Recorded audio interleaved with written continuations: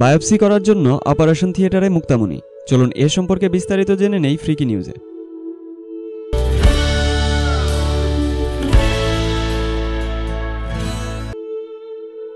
বিরল রোগে আক্রান্ত সাতক্ষীরার মেয়ে মুক্তামণির হাতের রোগটি শনাক্তে বায়োপসি করাতে তাকে ঢাকা মেডিকেল কলেজ হাসপাতালের অপারেশন থিয়েটারে নেওয়া হয়েছে।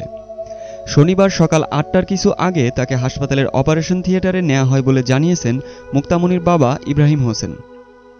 চিকিৎসকরা জানিয়েছেন রোগটি শনাক্তে মুক্তামণির ডান হাতের ঘা থেকে বেশ কিছু অংশ কেটে পরীক্ষা করা হবে।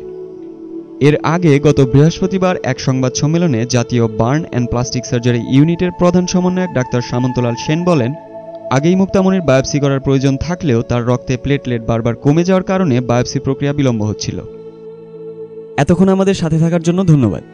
ভিডিওটি ভালো লাগলে লাইক করতে এবং কমেন্ট করে আপনাদের মূল্যবান মতামত জানাতে ভুলবেন না।